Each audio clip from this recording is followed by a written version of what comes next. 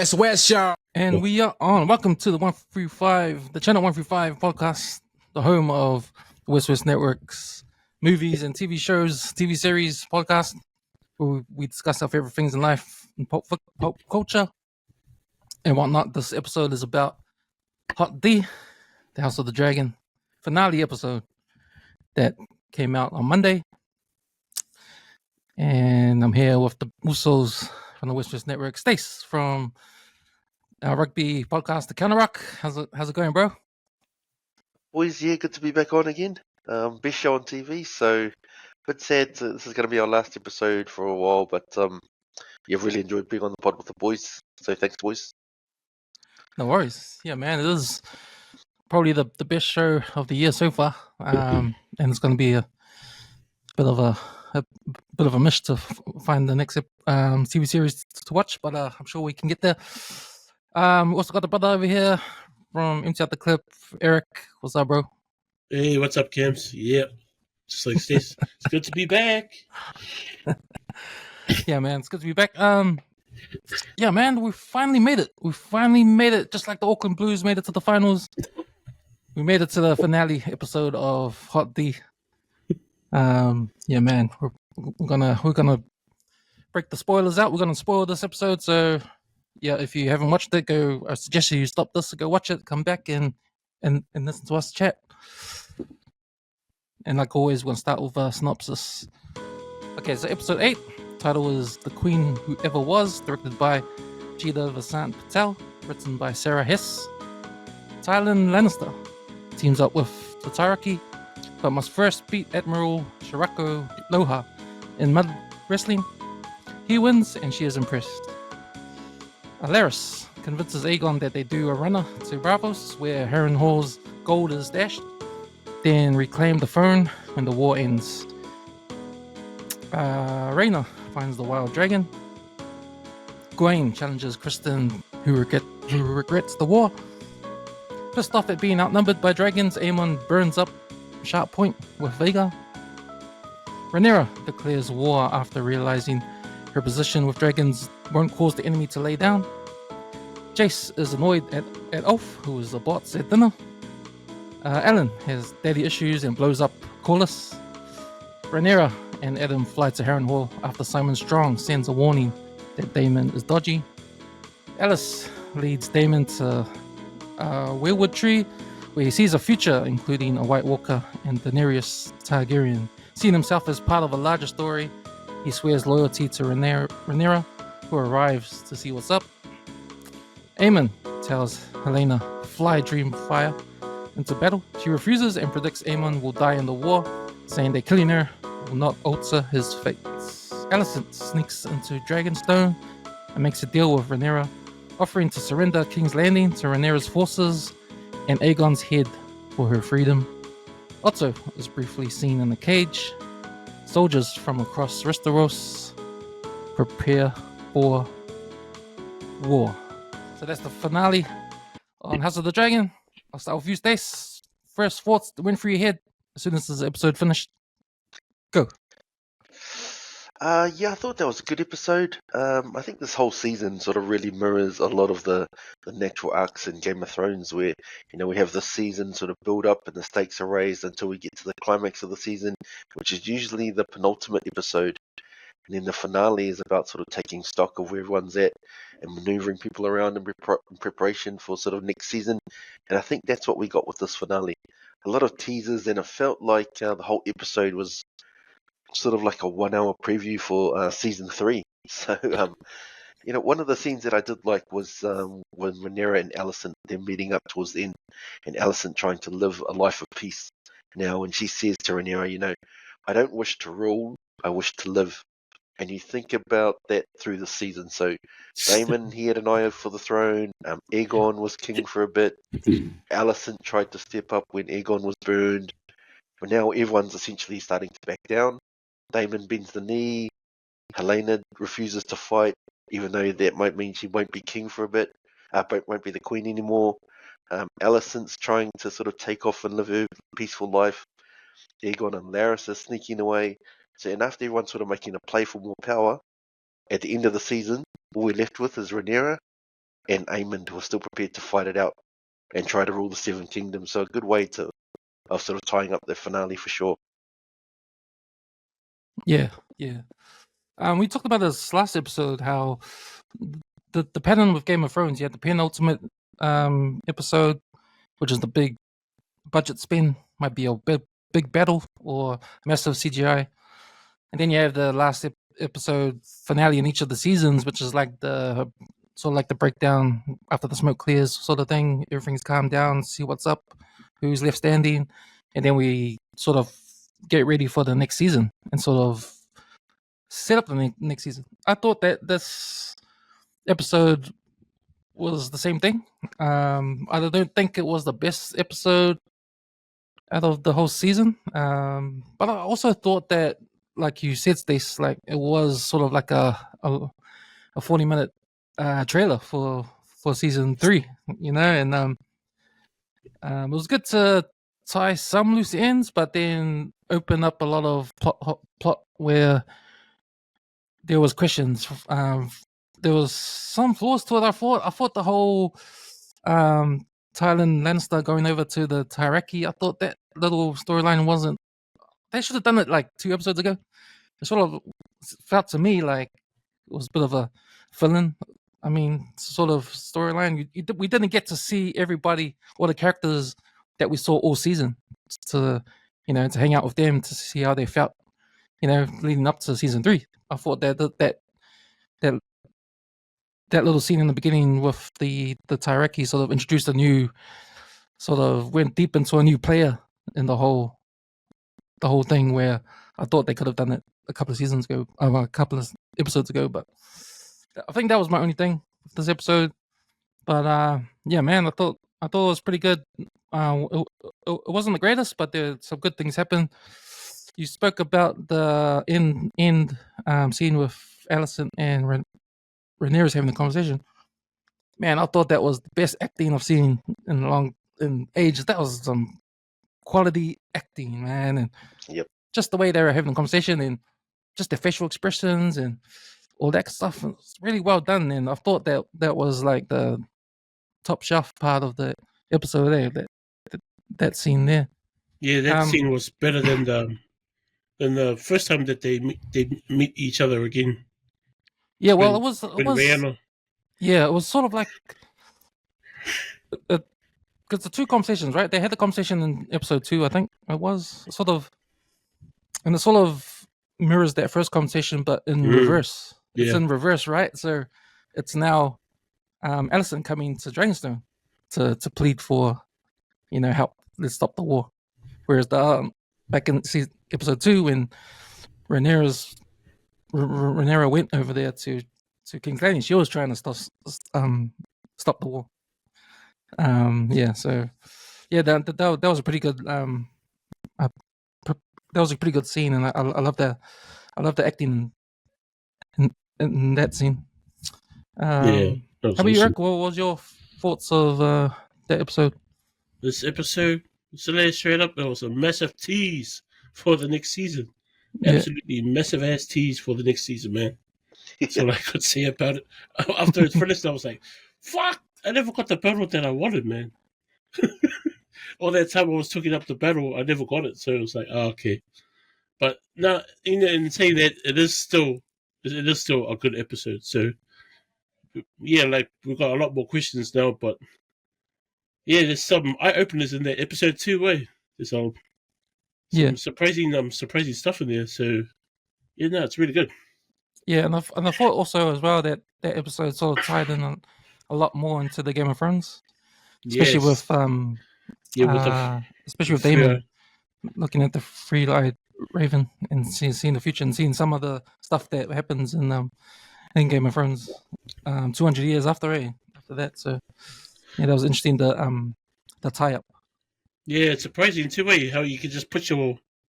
So I don't know if it's the guidance from the lady. What's the lady's name again? Alice. Yep. How he puts his hand in the tree, in the willow tree, and then he sees the future. So that's pretty cool. But I don't know if he needed her guidance for that. But yeah, that was buzzy.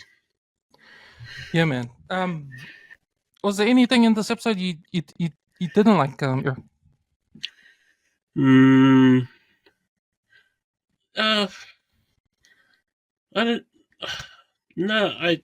It's not. It's not the greatest episode. I don't know. I don't know why though. But I was just like, yeah, we're gonna get to the next season, and this is what's gonna happen. That's what. That's what I was getting from it.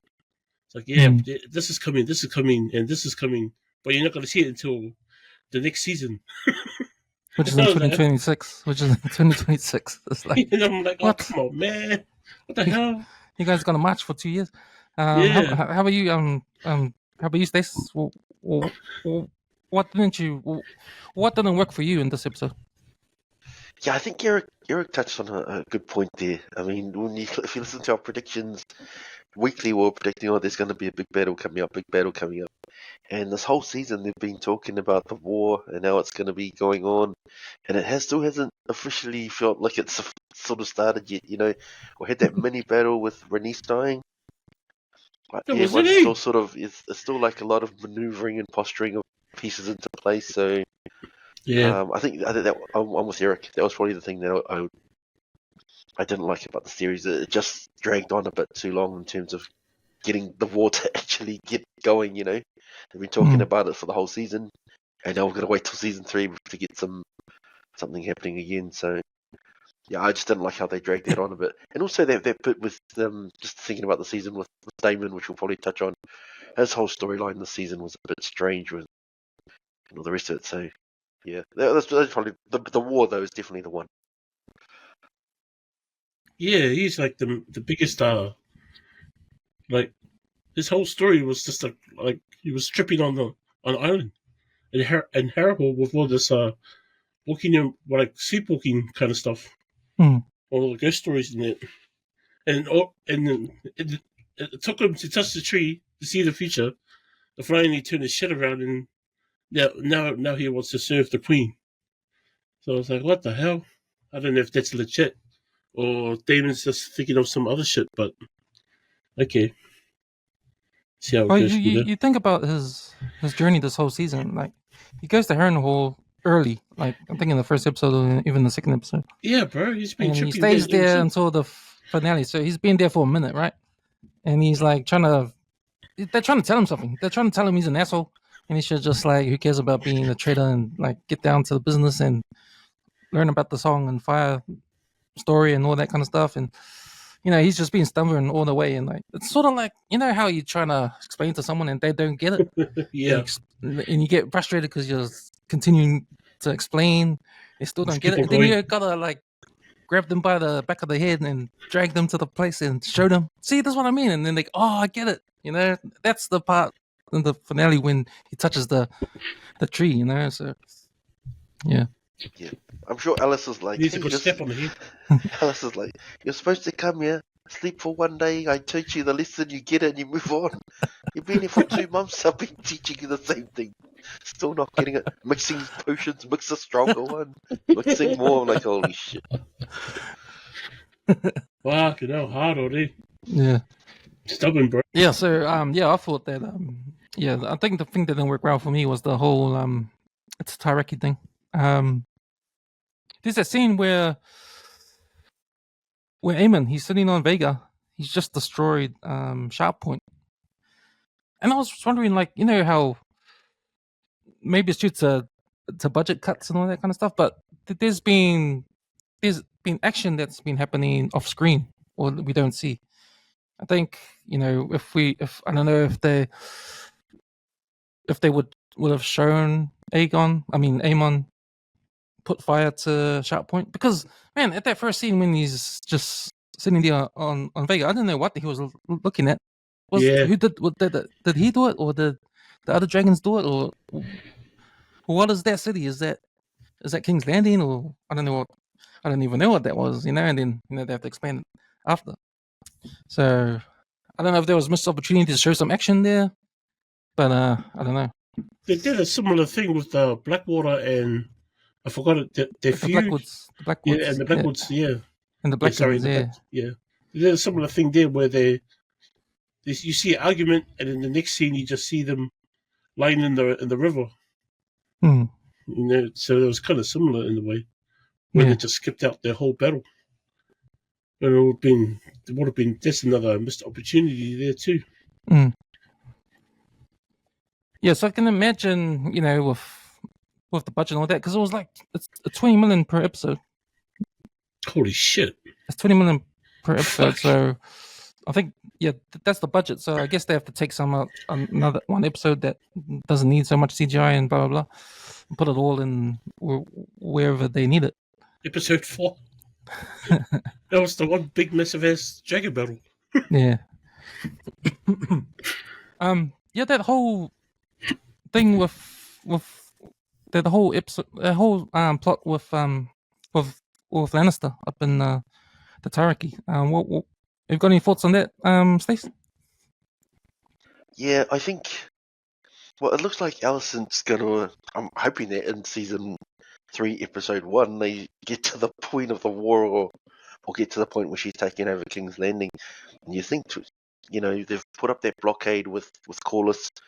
He's probably thinking they can put that down again, start getting food in. But if this Triarchy coming, whatever they are, they're also quite dominant sea people. So I think that might play out where they're going to sort of setting up a big battle in the sea, and that breaking of the blockade and helping out the small folk, that might not be as straightforward as it seems. I think that was more sort of, getting people around in preparation for the next season. So I think that there's going to be a sea battle coming up, and just that whole blockade thing, which they think they can easily remove, get food to the people. That's not going to happen, and I wouldn't be surprised if that causes the common folk again to turn on Rhaenyra again, saying, "Oh, she's not even feeding us anymore," or whatever. So I just felt that was sort of just more fodder set up for season 3 type scenario. Yeah. Sticking up. And Admiral Sharako Aloha. They refer to her as a man, but obviously she's not. But she's some sort of trans man or something like that, eh? I had no idea. I was a little bit confused about that, Yeah. especially towards the end where she or he suggested telling to fuck all his wives. Yeah, that's right. I was like, okay, shit. And he's like asking that, how many are there? Like, bro, does it matter? Yeah. I'm wondering if all that was because it seems out of place to introduce us to new characters right at the end there. Yeah. So that's why I thought it was weird, that whole thing, especially with Thailand, because we only know him as the guy that's sort of at the back of the table at the small council. He tries to say stuff and they shut him down, or he has just stupid ideas, and they always shut him down. His twin brother though, he seems like a fighter guy, eh? Like Yeah, he reminds me of Jamie a bit, his brother. Mm. He kind of like when you see him at I don't know where he's at, but he's like, he's taking his army in that, and he just wants. Yeah, he's like a real captain kind of person, and it kind of resembles Jamie Lannister on Game of Thrones. Yeah. There's no scene with Laris, and he has this conversation with Aegon, who's still bedridden, and he makes a move. He does this plan. Any thoughts on that, Eric? Yeah, I think it was probably a wise decision on Larry's thing to try and get Aegon as fit as he could, get him as fit and healthy as he can, as he could, and get him out of King's Landing. I think that was a wise idea, because I think he knew that with Aemon being kind of unpredictable, especially with Rihanna having a full-fledged army of dragon riders now, that he might, I don't know, might burst a bubble like he did with Sharp Point and turn around on and his colleagues on King's Landing.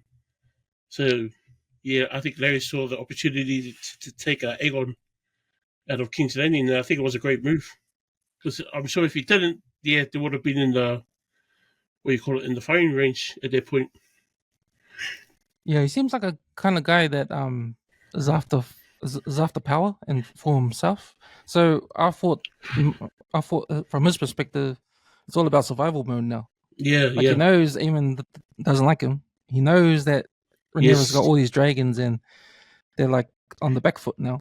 He Yeah. knows that Aegon is like confused. Oh, not confused, but sort of he's clouded by anger now. He doesn't know what to do, and he might do something rash. Yeah. So he's thinking about his own survival.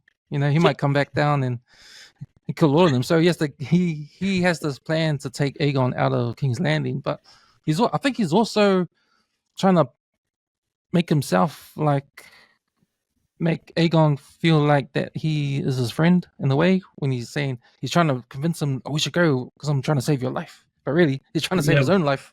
Yeah, yeah. As But long as he has the king by his side, wherever they go, he's probably thinking in his head that he's safe because he's helping the king, right? even maneuvering his wealth, like the Harrenhal gold, how he said that he moved it to Bravos. Yeah.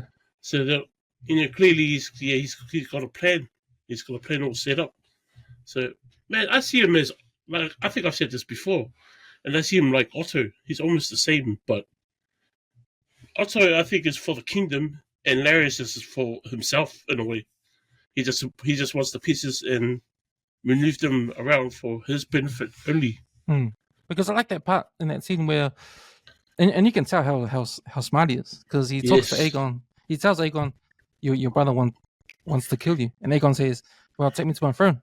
When he comes back, I'll tell the guards to Yes. put him in prison." And that's what he's thinking about. He's thinking about revenge, but as Aegon does, he doesn't think about the big picture.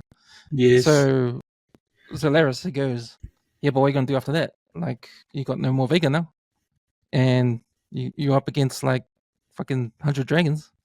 So and he goes, "Oh yeah, true. So we should go." And then that's a good plan. We should take off.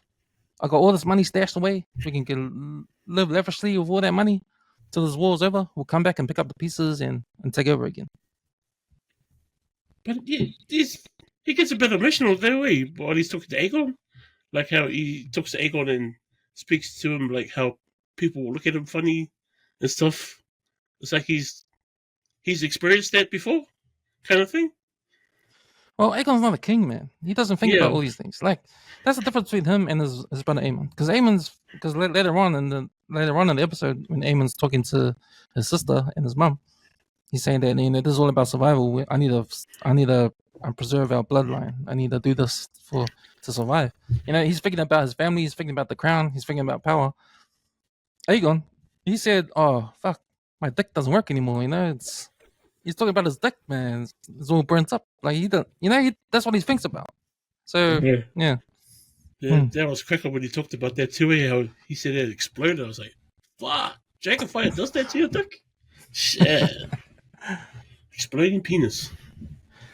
What are your thoughts, Stace? Yeah, I think you guys hit the nail on the head there. Laris is quite cunning, and he recognised early that with Aemon in charge, he has no power. The only way he can get power back is if he can get Aegon to come back onto the throne. So he sort of acts like he's helping him out, trying to be his mate for him. But the reality is, he's helping him out just for his own sort of selfish reasons. And sort of you got to be careful with people like that. But that's quite interesting. How he says that Aemon's like, "Oh yeah, we'll take off. We'll take off, and then we'll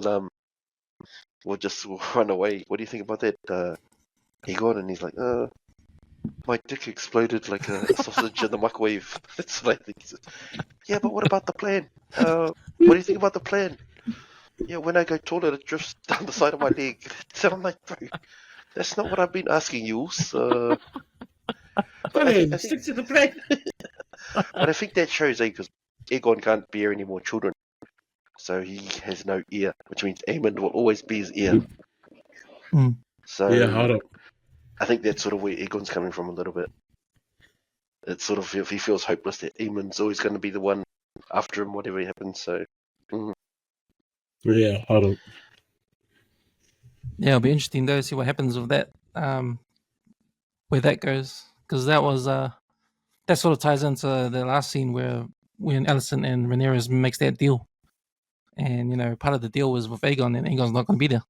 So it'll be interesting to see what happens in season 3. But we'll talk about that when we come up to it. But there's an interesting scene with Kristen Cole and Gawain. They're on their way to Heron Hall to battle, and Kristen, man, what's up with that guy? He's like depressed. He's like, I don't know, he's lovesick. He's sniffing on Alicent's a handkerchief or whatever that was. Like he's on a sad buzz. He's on the sad buzz, and you see the Alicent's her brother. You see Gawain like get a sword out. Is he gonna kill him? Because he's pissed off. He's like, hey man, he's figured it out. You been sleeping with my sister? You been sleeping with my sister? Putting the sword to his throat. And Kristen Cole, he's not even scared. He's like, man, we're gonna die, man. We're gonna die from these dragons, man. He's depressed, man. Like, I think he's got PTSD. He has. Ever since PTSD, bro. Ever since the Rook Rest battle, and he saw what dragons can do, he's never been the same since, man. He's just been on a down buzz. He's like, not even a sword to his throat can make him excited. He's like so depressed. Cause get that sword out of my face, man. We're gonna die from the dragons, man. Yeah. I think just because that's the first time any of them have seen dragons in battle, right? It's probably the first time for Cole as well. Yeah. So yeah, it's not surprising that he'll be devastated about that. Because man, I think Rihanna's only did a couple of runs and fucked nearly up the whole army before Aemon decided to come out. But I made the prediction last episode how I think Cole was finished. Like his storyline is finished. So I don't know if he can get back up from where he is now. He's in depressed mode, man. I think he's pissed off with that Alicent. Yeah, that's what I mean.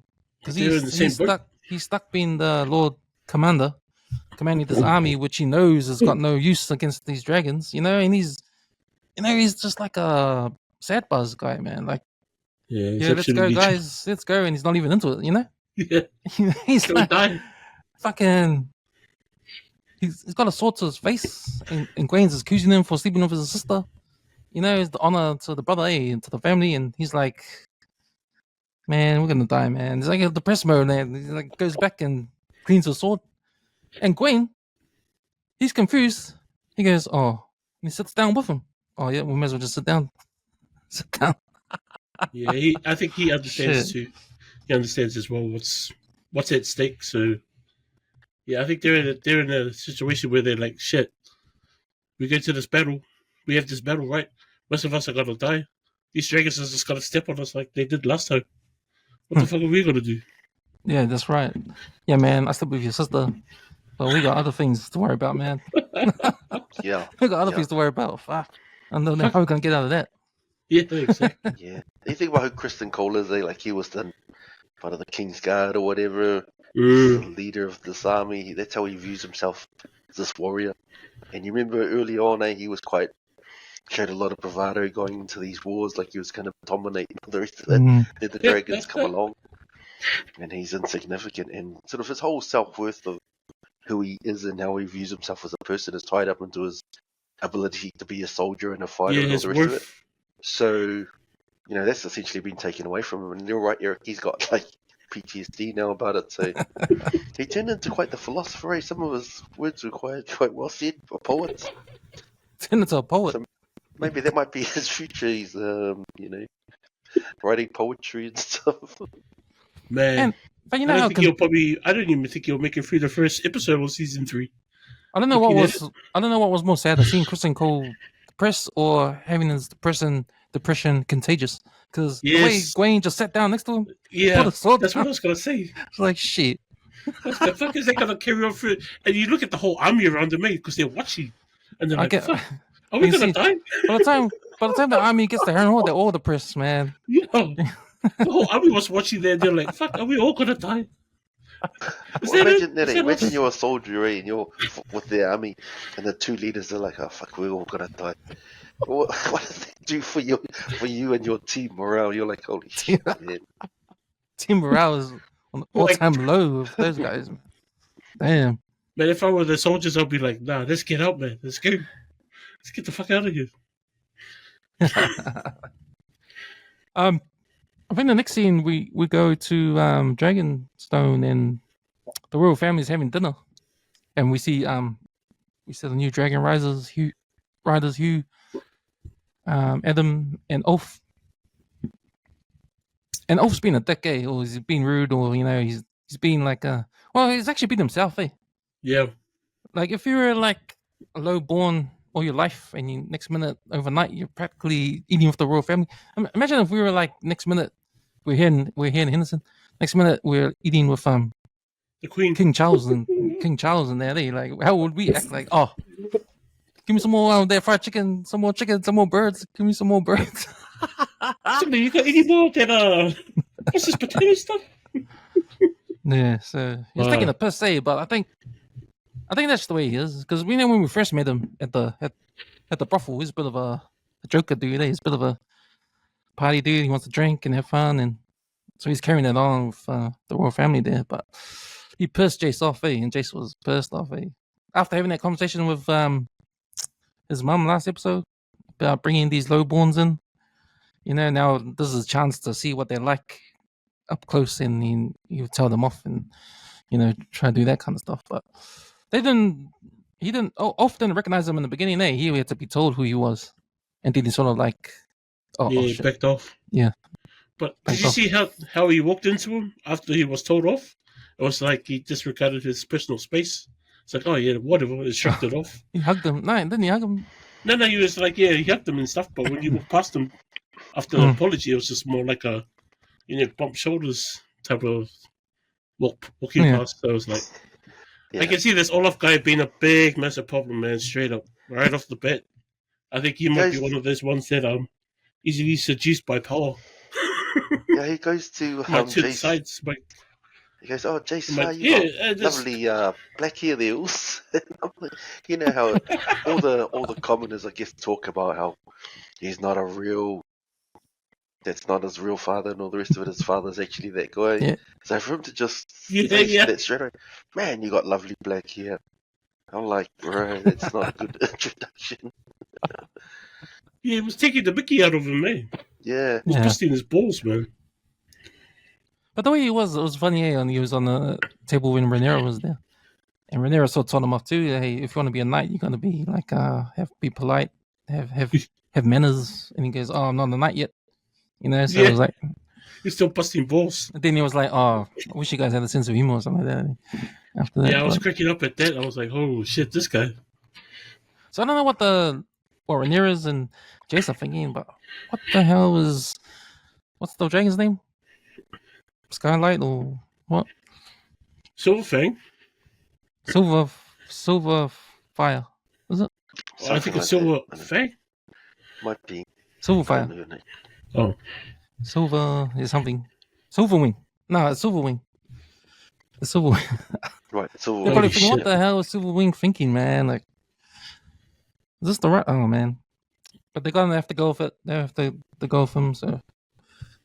I wonder if it's going to be the first one to die in season 3. Who do you guys think is going to be the first rider to die? I don't think it'll be Olaf, straight up. I don't think it'll be him that'll be the first one to die. I don't know. Do you think they made him a dick on purpose so they can kill him off first? Maybe. The first casualty in the he might be Dragon the first Wars? casualty, or he might be the the easiest one to turn over. Yeah. He look like, if you threaten him, he look like be the one, oh yeah, I'll join your team.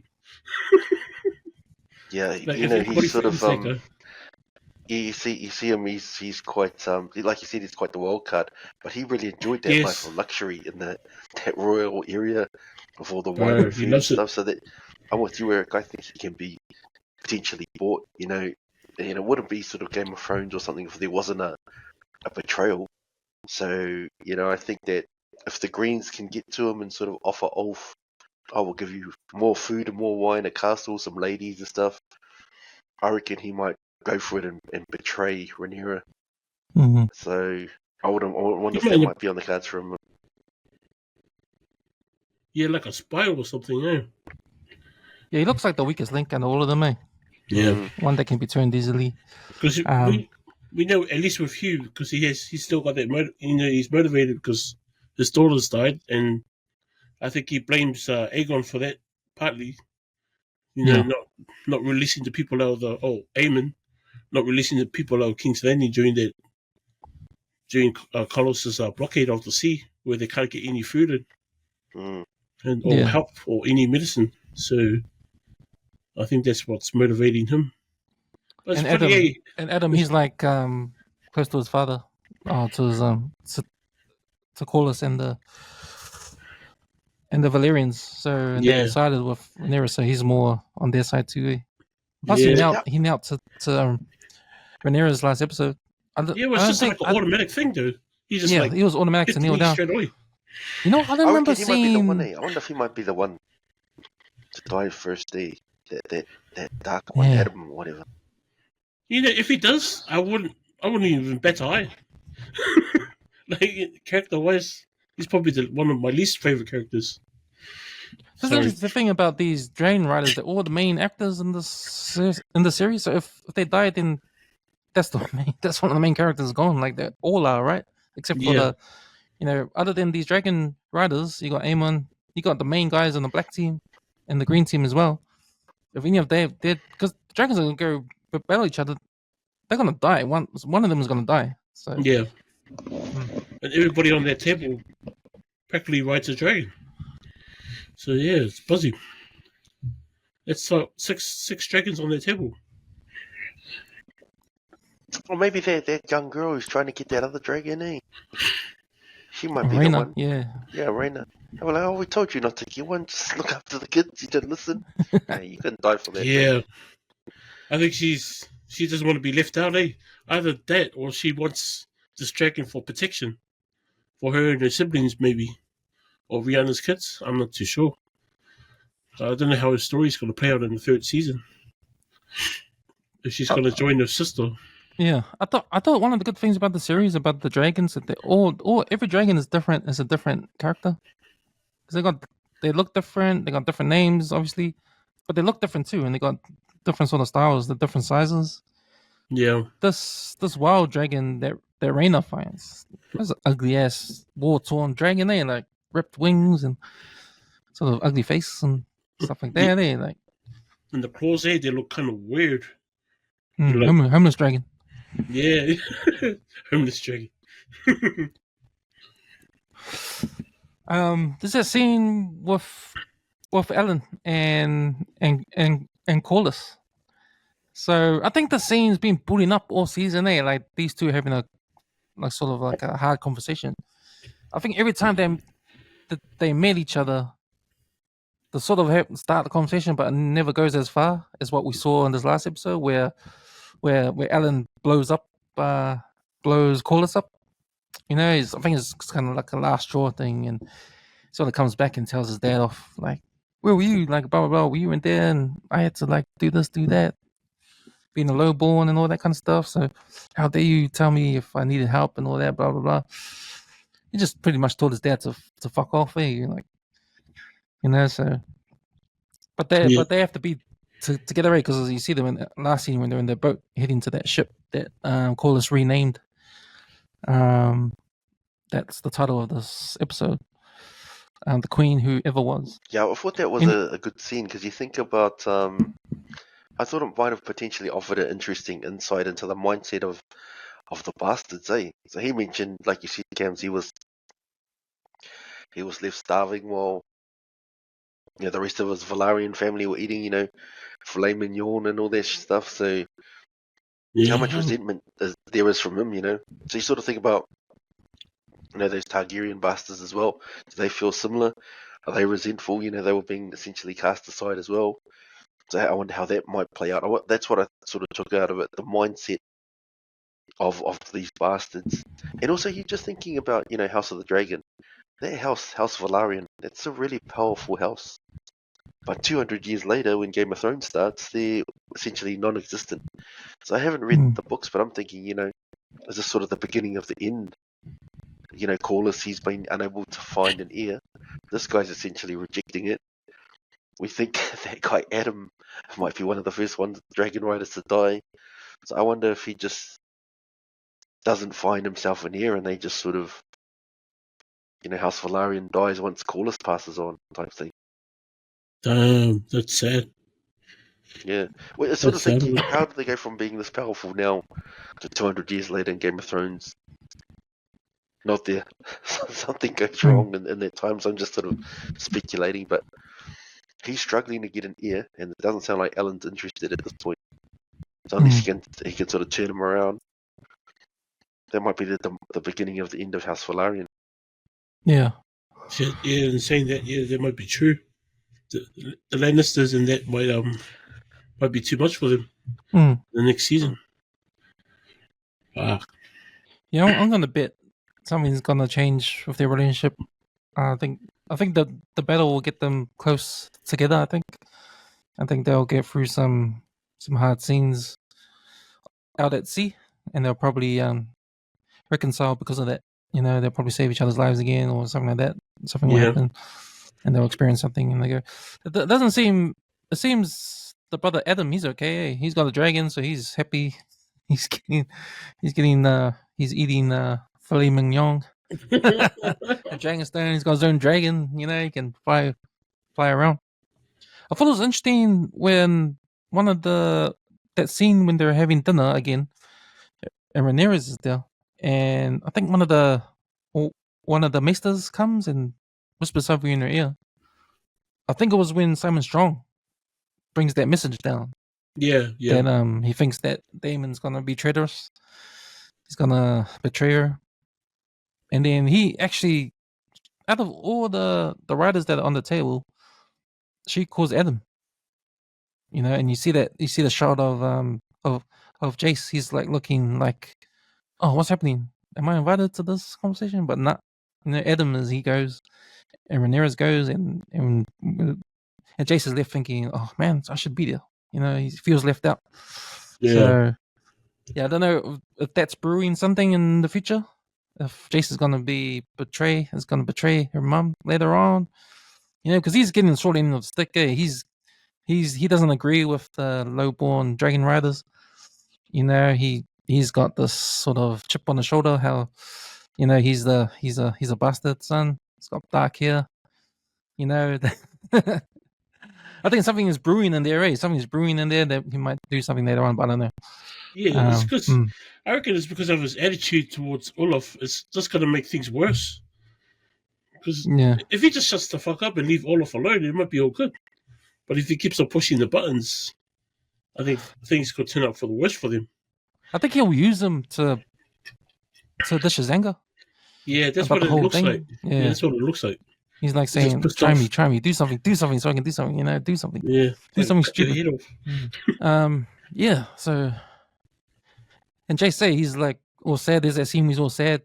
He's sitting down on the table, and Baylor, his cousin, she comes over and sort of tells him to cheer up and don't worry about it and just be by your mom and all that kind of stuff. So, I always thought that two were gonna be an item, Like they always seem to be talking to each other.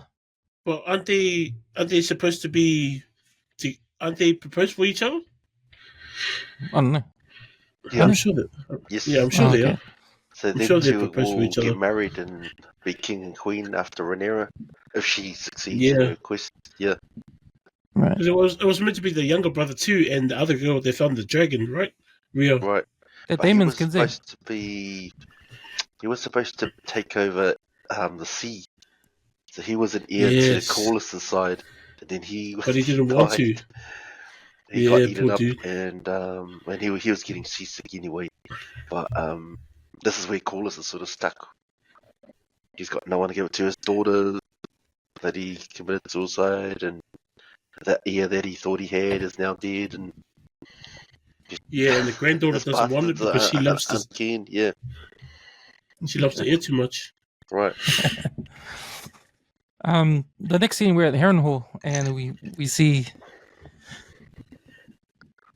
Daemon. He's really happy because he's got his army now, and I think it's Sir Alfred. He shows up, because Because remember, Rhaenyra sends him to go check up on Daemon, That's- and Sir Alf shows up, and Daemon sees him and laughs, because he knows why he's there. He's Fucking backstabber, bro.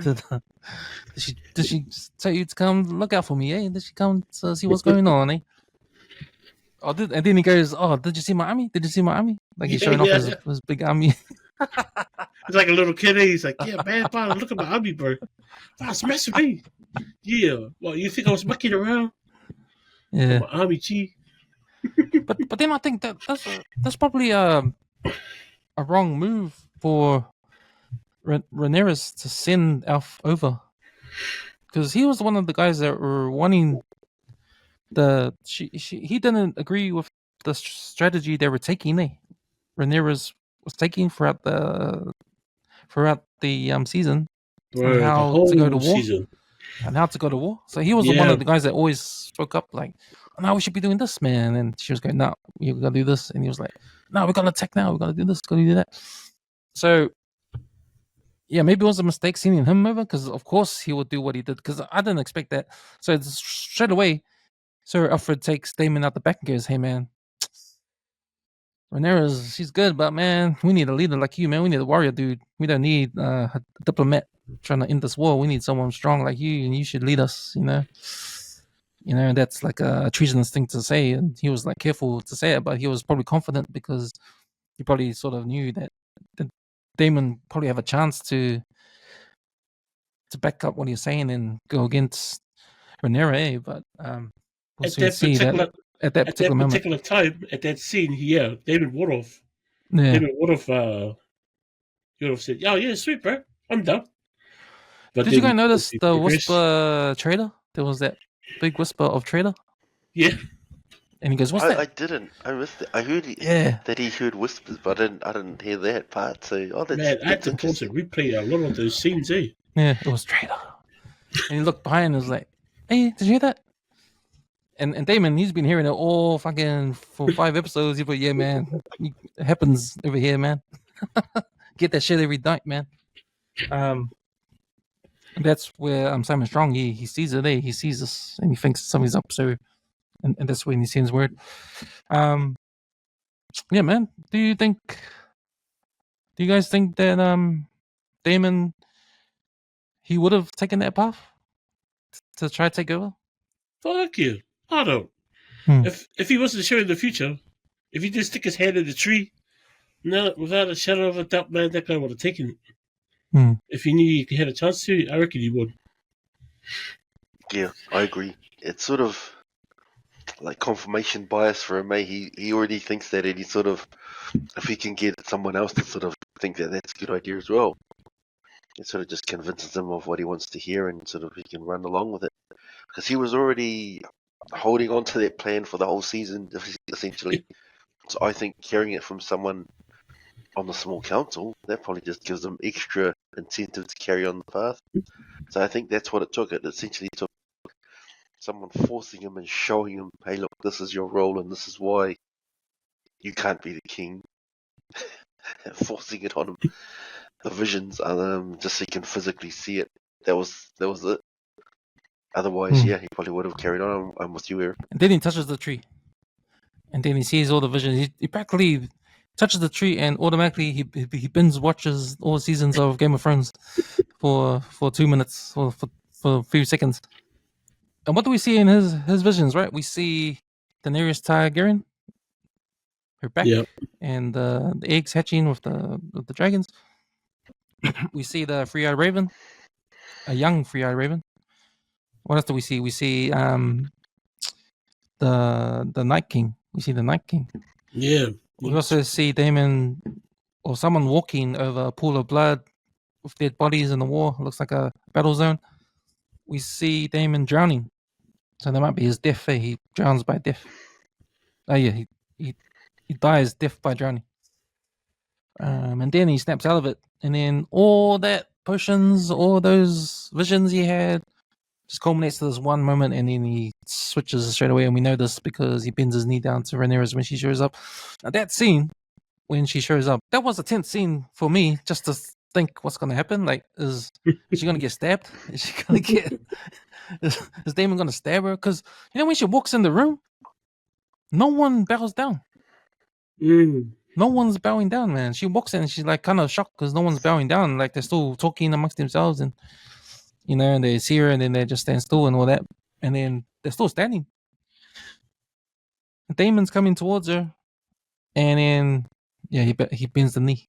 But for me that was a pretty tense scene. How about you guys? Yeah, I felt the same. I didn't know how exactly it was going to go, but I had a funny feeling, after Damon saw the 30 seconds of Game of Thrones, that he might bend the knee to Rhaenyra, and obviously when you carry on watching the scene, you see that. So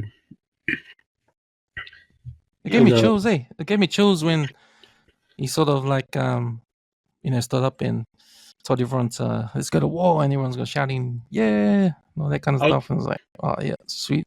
I was cracking up at Alfred, how he was amongst the crowd. He tries to run away. He's like, oh shit, I fucked up. Yeah. I think that's it for him, mate. He's out the gate. Yeah. I don't know if he should start running, and because Damon might come after him. After he revealed his plan, what he wanted to do. We went to their review last week, Kems. You said, Damon, he should just stick to what he's good at. And you're right, he gave that great speech to his soldiers when he finally gets in behind Rhaenyra, because the army's fully engaged behind him. And you're thinking, bro, this is your element, man. This is what you're good at. Also, you're a good soldier. You're a good war commander. You're inspiring the troops. Just stick to that. That's your lane, man. Stay there. Mm. Yeah, absolutely. Wow, hard up. So I guess this whole Harrenhal journey for Damon, which lasted all season. Yeah, I think it comes out good at the end of the day. It all helped. I think all the visions he had was like peeling back some of his ego, peeling back, and then now it's like, oh yeah, he touched the tree, he binge watched Game of Thrones, he knows he's part of the story. Because that's the thing, hey, I'm part of the story. I'm not the story. I'm part of it now. I'm part of it. Even the Harrenhal looks a lot more better from what it was before. With all the repairs and stuff that they've been doing to it. So, overall, I think he's done a good job. Yeah, that was actually a good scene. That was probably the second best scene of the episode. Back at King's Landing, we got that interaction between Damon and his family. So, man, he's pretty. Oh no, it's Aemon and his family. So Aemon's pretty on edge, eh? He's on edge. He's sort of still thinking that shit, I gotta do something before it's too late. He's scared. He goes on that he burns down the whole town because he's pissed off.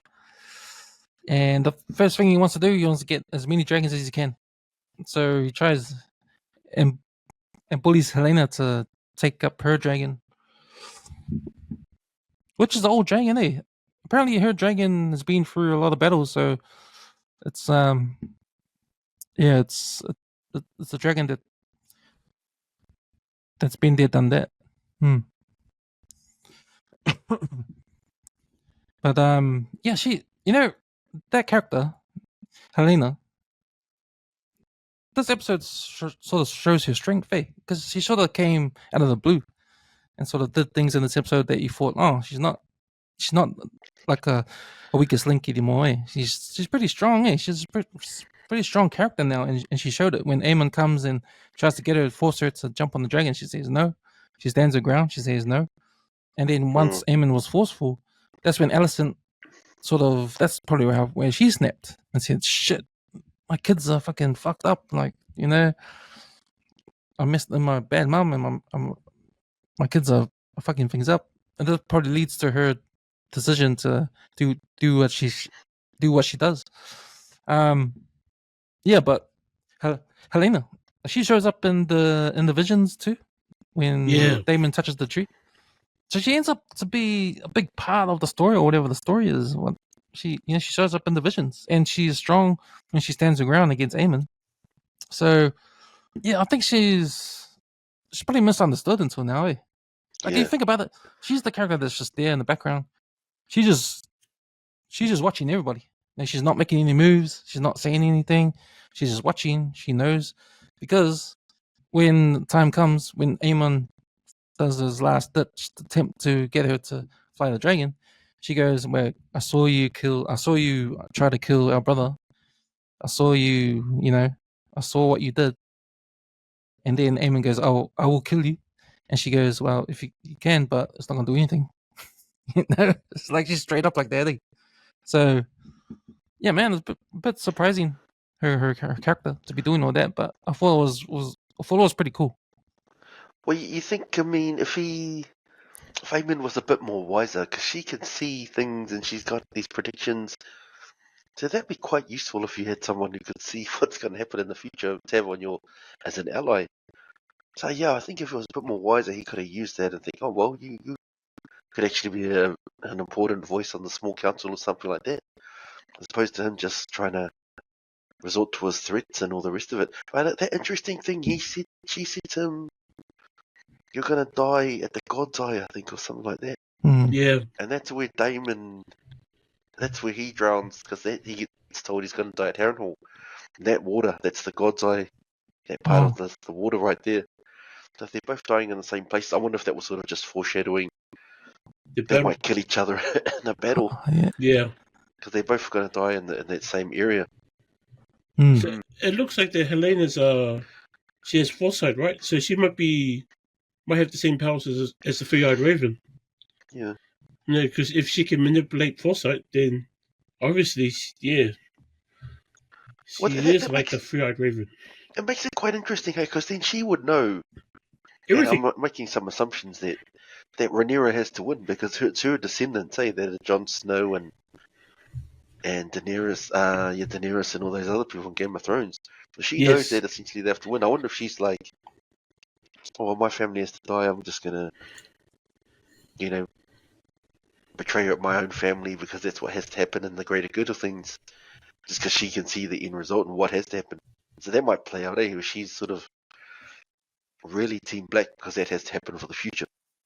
Damn, that's crazy. That makes sense, though. If she has seen that, if she knows that future, because basically she gives it to Daemon, and Daemon sees it. So yeah, I think you're right. They have to fight though, eh? I think they have to meet though. They have to meet in battle. The thing about these 2 seasons that just passed, like, they've been asking for it, eh? They've been asking for a final showdown between Aemon and Daemon. I don't know whether we'll get that in season 3. We probably will. But I think it just came out that season 4 is going to be the last. Oh, okay. Gee. Really? Yeah. I actually like these short seasons, though. It's going to end at season 4. I like these short 4 seasons. They're pretty cool. Hopefully they can wrap it up better than Game of Thrones wrapped up. So 4 seasons, that's so good. I mean, I accepted the whole thing, but still, it could have been better. So, yeah, the conversation with Rhaenyra and Alicent. So we talked about it before. This is reminiscent of the first conversation they had, and this is sort of the reverse. Now, yeah, the roles are reversed. Yeah, so Rhaenyra looks like she's got the upper hand, and Alicent knows this. She goes to reconcile and wants to be free. It's a pretty interesting conversation because Alicent goes there to tell Rhaenyra that Rhaenyra was right all along. She made a big mistake. Alicent made a mistake. She's admitted to it. She wants to be free. I think that's what she found out in the forest when she was all alone. This is cool. I'm out here in the open, in the woods, like nothing, no worries. Just Mother Nature and me. I want this forever. So I think she goes back to try and salvage whatever she can with her kids, and then if they want to join her to be free in the world, then she can go and take them with her. So she sort of tells Rhaenyra this and tells her, well, I'll leave the back door open for you so you can march into King's Landing and sort of take over. But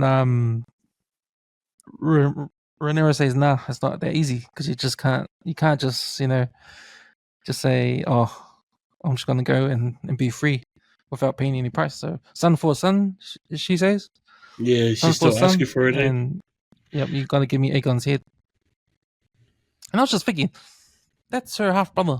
This is a dysfunctional family. That, and this is what happens. This is the disintegration of this family, right? So, it doesn't matter if you're blood, like half brother, half sister, or what.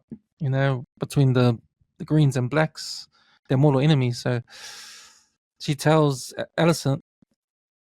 Alicent refuses at first day, and then Rhaenyra is like, "See, you can't do that. You can't. You just can't have your cake and eat it too, man. Like, you just can't."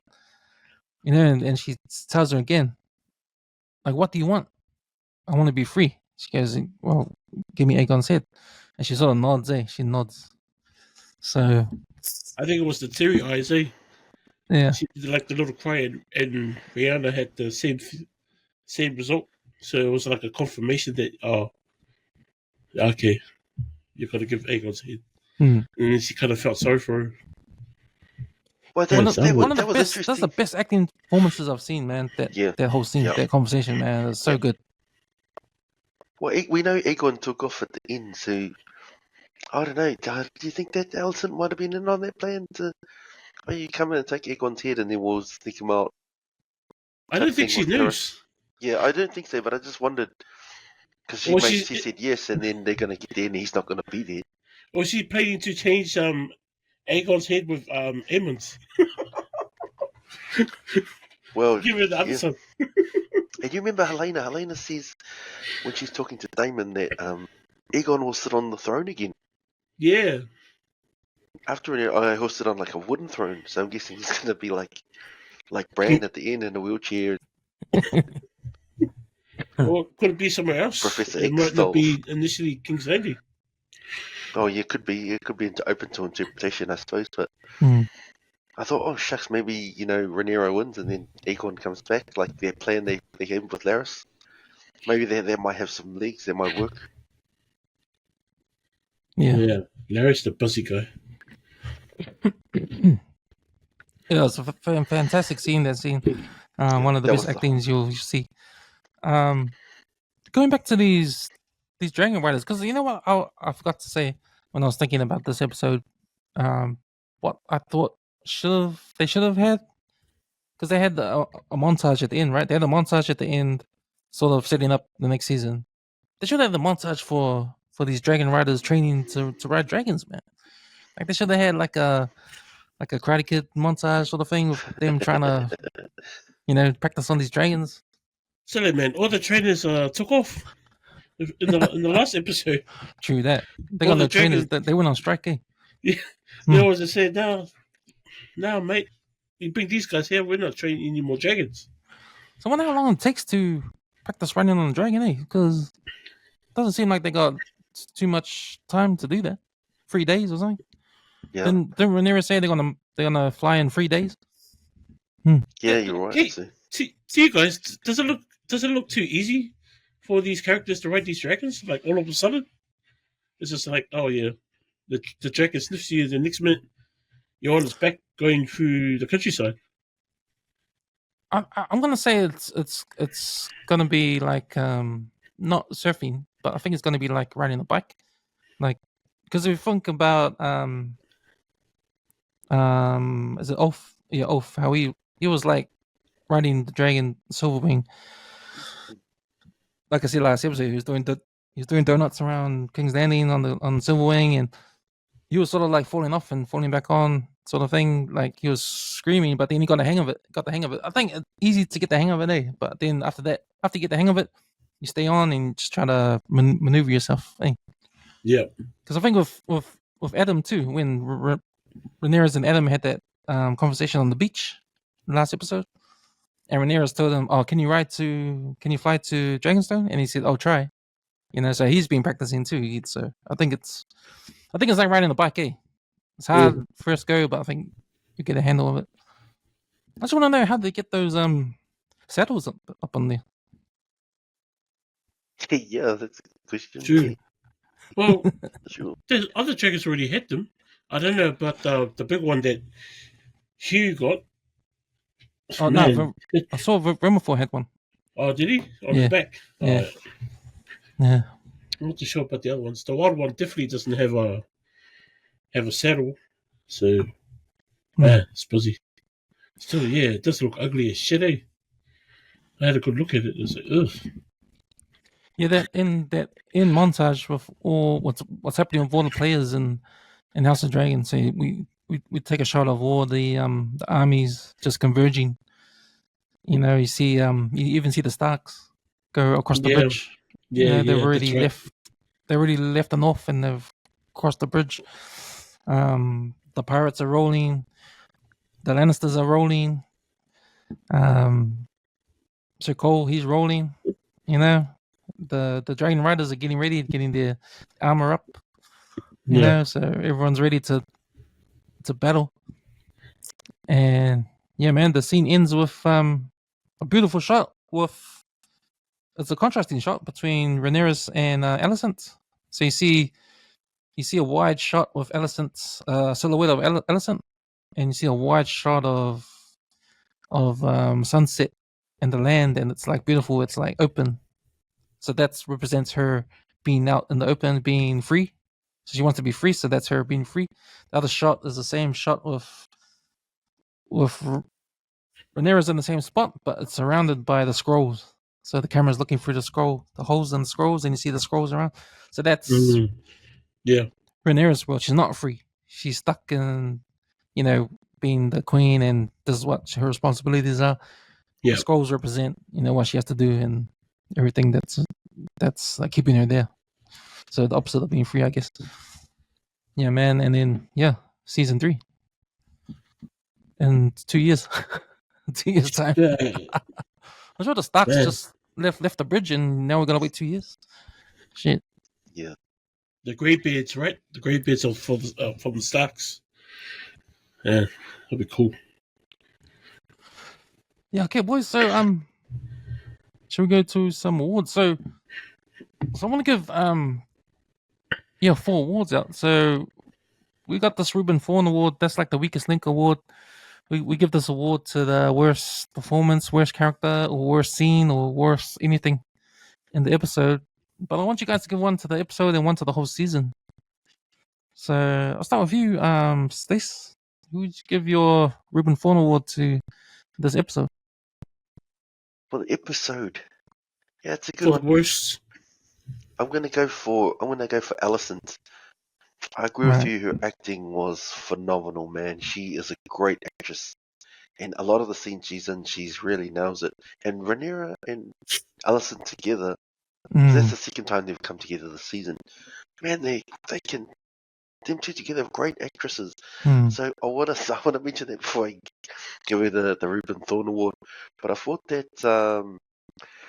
just looking at how the season this episode unfolded, she was prepared to push the war forward, which we talked about earlier a couple of episodes ago, when she thought that her side was going to win. But once she hears about the new Dragon Riders and she thinks she's going to lose, it sort of feels like, nah, let's call it a draw and we'll have some peace now. So she's even prepared to sacrifice her own son Aegon just to get through it safely. So I thought that was weak on her part, just to sort of, oh no, you're winning now. We'll try that peace thing that you wanted before. And she even tries to get out of it as unscathed as possible. So I thought it was a weak play, and especially sacrificing her own son just for her own safe passage. I thought that was pretty weak. So she's the Ruben Thorne Award for me this week. Nice. Yeah, it's a mean And one. for the whole season?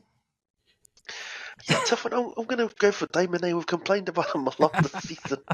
He just got stuck in an endless loop, and it just took him too long. I don't think he should have been there the whole season. And I sort of joked that Alice was giving him the potions when he was only supposed to come for one night, but it feels like a lesson he could have learned in one episode or 2 episodes. He stayed there forever, bro. Yeah, he was stuck there the whole season. Things got a bit out of hand. You think if you figured it out, got back a bit earlier, could have maybe helped Bernice.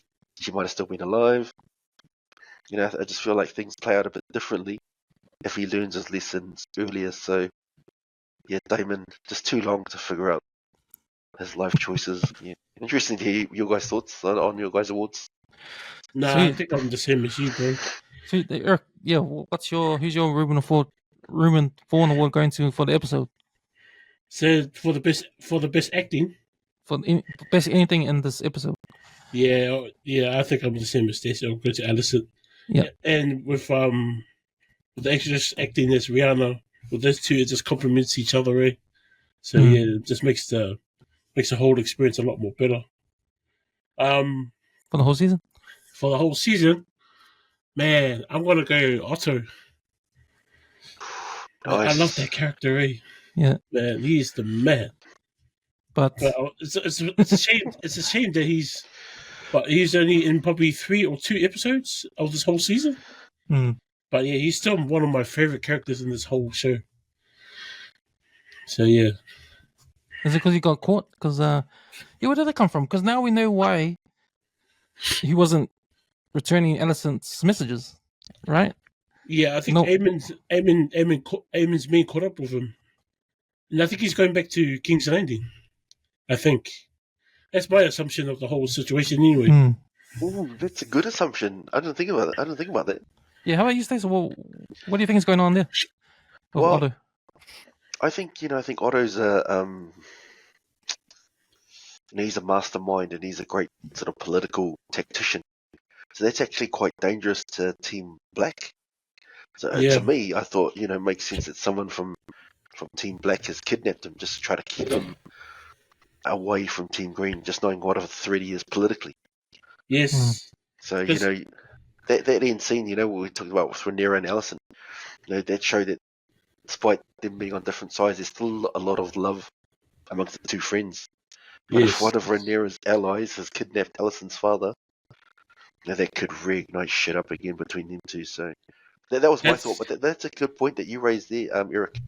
What if, like you mentioned before when we did a review, Otto, Eamon wants you to be his hand. He's like, nah, fuck off. I'm not coming back there. They just kidnap him and take him back. Nah, fuck. I'm not asking you. I'm telling you. You're the hand. Yeah. The other possibility though is he could have been captured by Rihanna's men. So we don't know who he's captured by yet. But my guess is Eamon might have captured him because they knew where he was, and I don't think Rihanna's team don't know where he was at. So there might be But if Rihanna does get a hold of him, man, I don't know if he's going to offer her his services to her. But Rihanna's already got a hand. She's got callers, so no, I think my first assumption is right. But yeah, Otto's always been one of my favorite characters in this whole. Even though he wasn't around for most of the season, this second season, hopefully he makes a comeback in the third. Oh, so you giving them the Dally M Award or the Ruben Thorne Award? The best actor throughout the whole series. Yeah, that's the Dally M Award. Yeah, I think that's the worst. That's the worst thing, the whole series. Nah, I won't give him that. I reckon he's the man. Yeah, so who's the worst?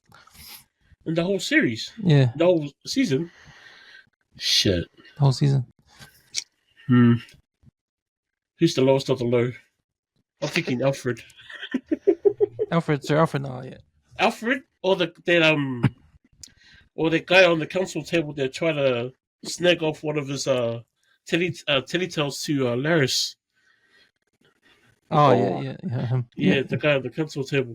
It's between him and Alfred. Yeah. Okay. They're both dodgy and they're both weak. Okay, I'm gonna give my Ruben Thorne Award to in this episode. That whole scenes with the hierarchy. I thought that gets the award. The whole thing. I thought that should have been 2 episodes ago. We didn't need that at this time. We could have had that 2 episodes ago and just have them show a shot of them just on their boats sailing. Yeah, that would have been better. That would have been because that would have put more emphasis on the characters we've actually followed through the whole season. And then show more of that. So I think that was probably my only gripe of this episode. But yeah, I thought that was the weakest link for this episode, and gets my Ruben Thorne Award for the season. For the whole season, I'm gonna give my Ruben Thorne Award to it. I was gonna give it to Otto, because I know he's the man, but he wasn't even there. He's not even around, and he got himself caught, so he might not be that Yeah, smart if he got himself caught. So I'll pick up my choice later after we get to the end of why I chose yeah, him. yeah. So yeah, I think he was good while it lasted. First couple of episodes, then when it was Aegon that sort of fired him, you Yes. never sort of saw him again. So yeah, he Yeah. gets my Ruben Thorne Award for the season. You think about how crucial he could have been to Team Hmm. Green if he was there. It's sort of Yeah. like your star player hasn't shown up. It's, Yeah, they like need him LeBron so James, much. bro, and he benched him.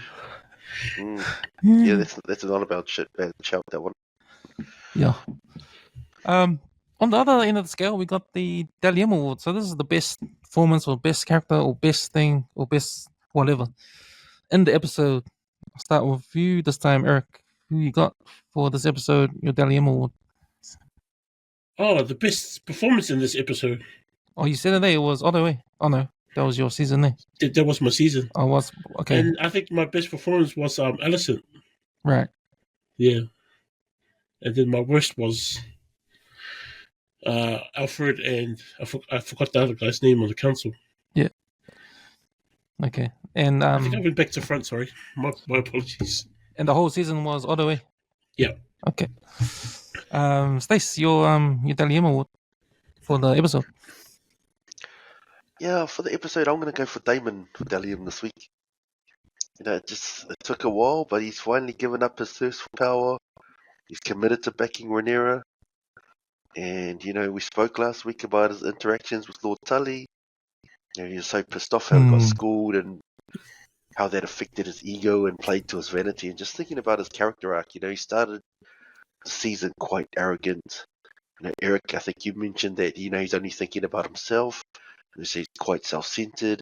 So for him to finally push all that aside and bend the knee and do his part in the greater good, I'll give Damon the Dalium this week, even though it probably took him a bit longer than it should have to come to that conclusion. But yeah, he finally got there, so Dalium this week for Damon. And for the season? Yeah, tough one. I'm gonna go for I'll go for Eamon, Eamon for Dalium with the season. He started off just sort of being a guy, a sort of a bit of a psycho. He tried to murder his brother.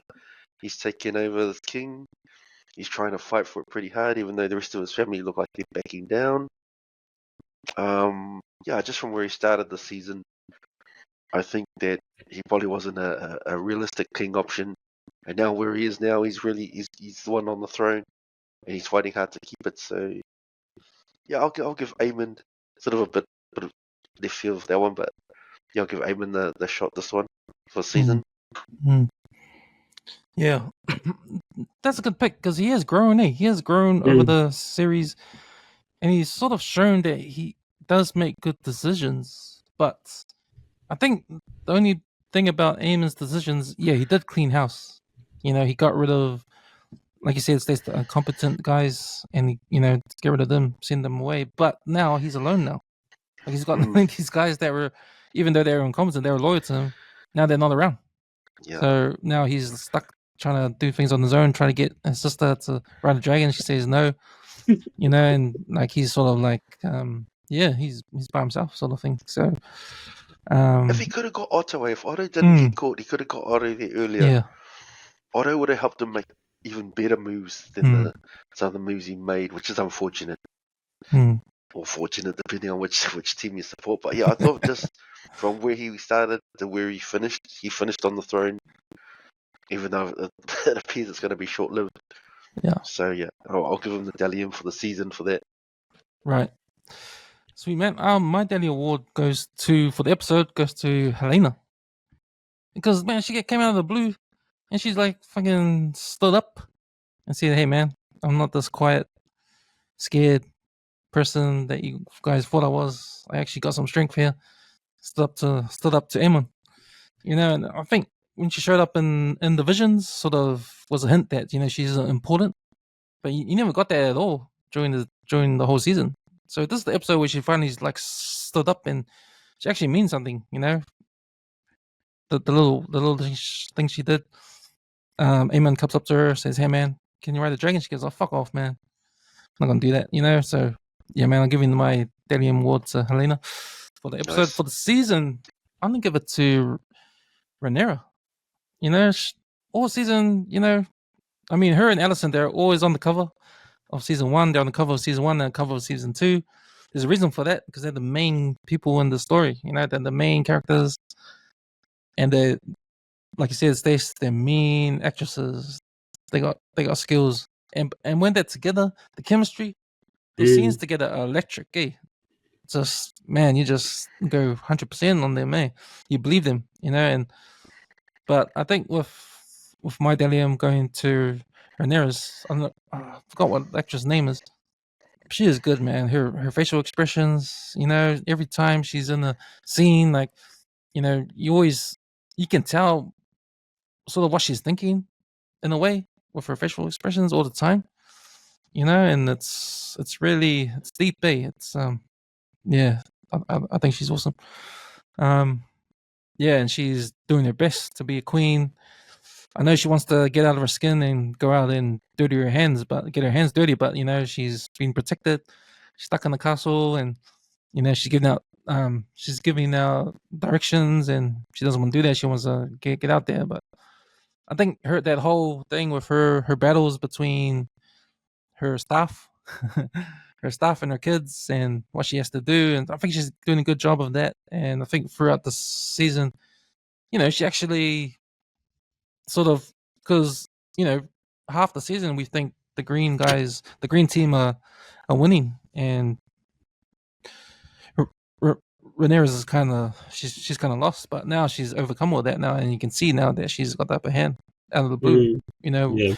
Well, whether it was through advice from Syria, or because it was definitely not through advice from the council, right? It was sort of her talking to Masera, and just her talking to Alicent, pushing their agenda forward, and doing the best she can. So yeah, my Delium goes to Rhaenyra for that one. Yeah, I think when he's mentioned there, when we did a pod maybe a few weeks back, that initial meeting between Alicent and Rhaenyra wasn't in the books. And I think that the showrunners just saw, shucks, these two are the best actresses or best actors on the whole show. We're just gonna make up a scene where they meet up just to get them together. Because be right, both of those scenes, man, they just nailed it, man. There was phenomenal acting for both of them. So yeah, good call there. Okay, boys, favorite episode of the whole series. What's your favorite episode, Eric? My favorite episode? Yeah. Ah, man. That was a hard one. But I think I might go with episode 2. The reason being is I think basically that's when House Green started to crumble in episode 2. That was when Otto was relieved of his duties.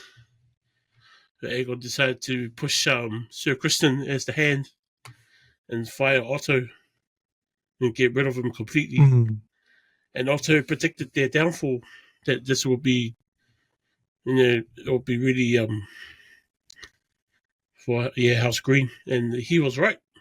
In the episodes after that, everything just started to crumble, and even with Aegon, and with Aegon using naming Sir Kristen as the hand, so Kristen ends up finding friendship with Aemon. So that didn't even work out with Aegon either.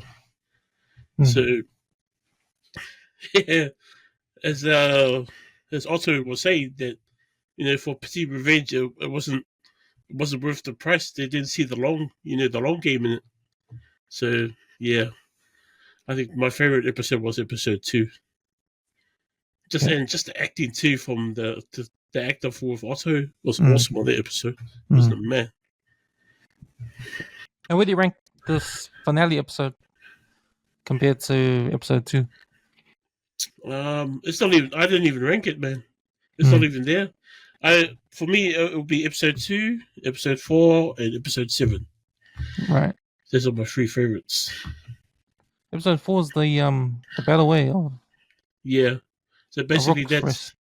where that's where everything starts to really crumble hard for the House of Black. Mm. It's funny though because you see at the beginning of the season, House of Green, sorry, the House of Green have everything together, and they've got all the power in that. But it's slowly, as the season carries on, you see the Blacks slowly pull things together towards the end. So only right at the finale that now all their pieces are in place, they can finally do some damage to the House of Greens. So, yeah. Hey man, how about you, Stacey? What was your favorite episode? Yeah, tough one. I think Eric had some good ones there. I'll put episode 3 up there. And I think that was when peace was finally off the table. That was when Alicent and Rhaenyra had their first meeting in King's Landing. So I think up until that point, there was still the possibility that peace may eventuate. Mm. And it wasn't until them two had that meeting at the end where they said, "Nah, we've gone too far. Even though you might have good points, you're going to have to carry on with the war regardless." So that's when it sort of like peace was off the table, and that's where the manoeuvring of the rest of the season pushed forward with the war. So I like that. That was sort of like a real crucial turning point. And you think about Rhaenyra, she had to hear it from Alicent, her childhood friend, that there's not going to be peace. We're going to push forward. Because until then, like we mentioned before, her small council was saying, let's do this, we're going to fight them here, we'll own this part of the strategic areas and all the rest of it, really thinking about the war. And she's sort of holding back, thinking maybe we can have peace. And Alicent's trying to do the same on the other side. So it wasn't until they met up and said, hey, look, no, we're too far gone now. That's when the war really started to take shape. So I thought that was a crucial moment in the season. So yeah, I'll give a shout out for that. And I think that's when Daemon starts heading to Harrenhal at that point as well. So that wasn't as good, but I thought that was also a crucial part of the season. So I just thought in terms of a turning point in the season, I thought that was a crucial episode. So yeah, I'll give a shout out for that one. Yeah, it's funny how the crucial moments happen earlier on in the season, and let's say in the middle. But yeah, it is. A lot of the turning points do happen early on. And how do you rank the finale? Yeah, I thought it was okay. I thought there was too much setting up of season 3, which is what I didn't like. Yeah, me too. It's just here's some people, the triarchy, meet the triarchy now, which you won't see just to prepare for 2026. And you know what? There's all these people marching. All the dragons are getting together and all the rest of it. Now here's Daemon sort of bending down to Rhaenyra. All things just to set up season 3. And that's what I didn't like. It was sort of like just preparing us for 2 years. 2 years in the future, as opposed to moving the story along currently. So that was my biggest gripe, is it felt like a teaser for season 3 more than a finale for season 2. Yeah, it was. Man, do you think? Are you convinced that Daemon actually bent the knee? Yes. I don't know. I don't know. No, I think so because he touched the tree and he binge watched Game of Thrones. But I think because of that, I think he's for real. I don't know. We'll see. I think in season 1, because they show the eggs hatching and all the rest of it. I'm pretty sure those are those same eggs, and I put this up before, that Daemon pulled out in season 1 and gave to someone to keep for safekeeping, which are the eggs that are getting transported to. Yeah. Well, that's what I think. So I think that was a crucial part of showing them, you did this, and this is what's going to happen 200 years in the future. Those eggs were crucial that you got for the storyline. I think that's interesting. Egg getter. I think the other interesting point you raised before we jumped on the mic, Stace, was when we were talking about the whole thing with Daemon's visions, and he sees Daenerys Targaryen. He sees stuff that happens in Game of Thrones, and if we know the story of Song of Ice and Fire, it's Aegon. It's a King Aegon that unites the Seven Kingdoms to fight against the White Walkers. That's the prophecy, right? That's what they need to do to defend themselves when the time comes when winter's coming. Because Daemon says that line, "Winter is coming," right? Yeah. So he knows about the White Walkers and they're gonna attack. So they need to be united, and that's the whole reason for Song of Ice and Fire. But then you look at Game of Thrones, they pointed out that it's a Stark that kills the White Walker. So it doesn't really happen the way it's supposed to sort of happen. Snow's dead. Wasn't it Aegon? It was Rhaegar. Oh, Rhaegar Targaryen. Yeah, that was Jon Snow's father. Yeah. But yeah, the prophecy is that someone from their line will lead that battle against the Night King in the long night and the winter's coming and all of that. We saw on the show what happened. It was actually Arya who stabbed him. So sort of like all of that prophecy and all that's guiding everyone's actions. Just some random Stark girl does the job. So that's where I think the ending got a bit weird and it got too far ahead. The books haven't finished. So they sort of freeboard a lot of it towards the end. And I think if they had their time over, they would have changed that. They would have made Jon Snow. Because that would make a lot of these decisions now make more sense. If you think that your descendants 200 years in the future will kill the Night King and lead that battle, then all those actions are worth it. If it's just some girl on the side of the street who not even part of your line, you don't even care. Yeah. Unless they make up some bullshit like the multiverse that Disney does. But fuck. That shit. The multiverse, this shit. Fuck no. Yeah, I'll think of my favorite episode, the penultimate one there. I love the whole sewing. It's called the sewing, right? So we find the Dragon Riders. I've got that big CGI scene with Vermithor down eating people up in the dragon's den and all that kind of stuff. So, yeah, a lot of action in that episode, which I liked, and yeah, it was a pretty good episode. Yeah, I ranked the finale up sort of similar to you, Stace. Like it was, and you said too, Eric. It was like a whole episode was a preview for season 3. Nothing really happens. Nothing really happens. They're still gonna fight. There's no obstacles towards not having a battle. Basically, the creators knew that there was going to be a season 3, so they fuck it, let's just tease it. Which probably brings us to the next thing we're going to talk about before we finish off is predictions. So, yeah, I don't know if they got the budget because it looks like the whole season is going to be a battle. I don't know, but it's going to be a big battle, and it's the whole season going to be a big battle. Fuck, is it going to just be one whole season of just battling, or it can't be?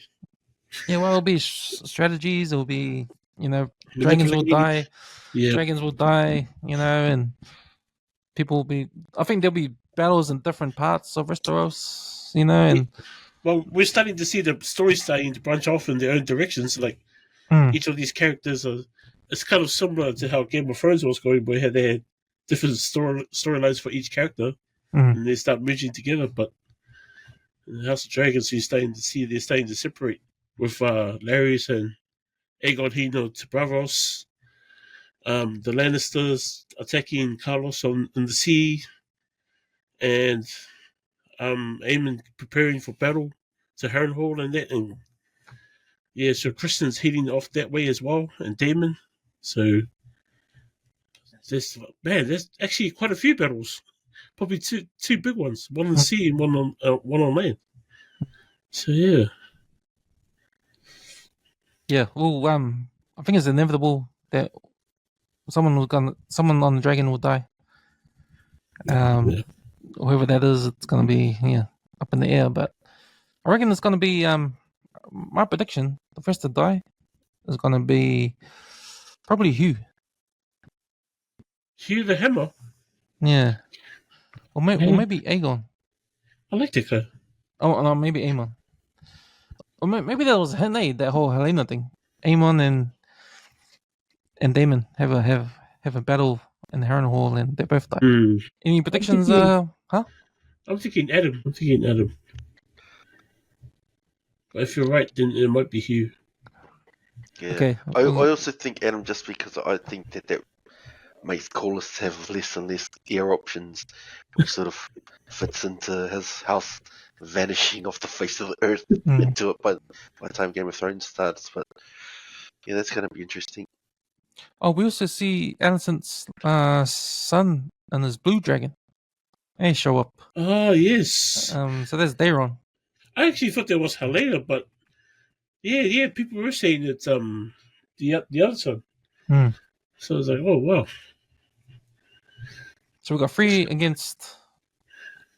Looks like 1, 2, 6. 3 against 6. Damn. 3 dragons against 6. Well, Vega takes 2. 6, 7. No, 7 dragons. Oh I shit. forgot Damon's dragon. Yeah, the snake. Yeah. Any predictions, Dace? Yeah, I think one of the interesting sort of character arcs has been the similarities between Aemond and Daemon. They're both good warriors, pretty ruthless, not great king candidates, but they still have that lust for the power.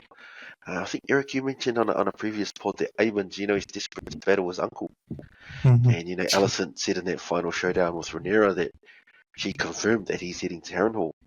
But Daemon mentioned that he's heading to King's Landing with his army, so I wonder if they might miss each other sort of at the start. And Aemon, he ends up at Harrenhal, realizes there's no one there, and then Alice comes out and gives him some potions and like, yo, your turn, you can have some visions now and continue that mirroring of the two characters.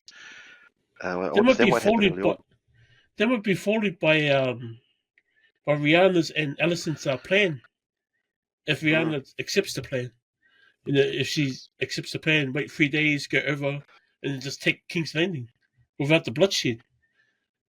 In that retrospect, I wonder if they will, will like, nah, let's just kill some people, bro, and start killing everybody. Now we're not gonna have a peaceful ending to this war. Like we waited 2 seasons, we're gonna wait 2 years till season 3. We want to see some blood, man, bloodshed. So I'm guessing they'll probably work out where either Rihanna betrays Alicent in the way where like she goes over and she just manhandles King's Landing and just starts killing everybody, or some, I don't know. Yeah, it could get very bloody. Yeah. And I mentioned this before, Helena, she told Aemon he'll die by the god's eye and they'll never find his body. And Daemon, he had a vision of him drowning and by the god's eye. So, yeah, I just thought that was interesting, that both the visions and prophecies have them both dying in the same area. Yeah. So I still think that they're going to probably kill each other in that battle there. And Helena mentioned that Aegon will sit on the throne again, which is interesting. I wonder if he somehow gets it back. He might be the one. He's going to have to kill Rhaenyra to get it back. So I wonder if he. This is reaching a bit, but I wonder if he kills Rhaenyra, gets the throne back temporarily, just to fulfill Helena's prophecy of him sitting on the throne again. So yeah, those are my sort of predictions for season 3. That's busy. So Alicent looks like she's gonna take off and never come back. I'm out. Yeah. Now there'll be a conflict of interest there because I think when Rhaenyra she shows up to King's Landing to take it, Aegon's not there, so she's gonna think that Alicent betrayed her. Yeah, and then it's gonna bloody start hacking and slashing. Yeah, and then there'll be shit going down there. Yep. Sweet boys, I think that's about wraps us up, man. Wraps up season 2. Also wraps up our podcast for the Hot D, House of the Dragon, until 2 years time. Fucking 2 years. What are we gonna do? What are we gonna do, man? What are we gonna watch now? Well, the Last of Us is coming up. Oh yeah.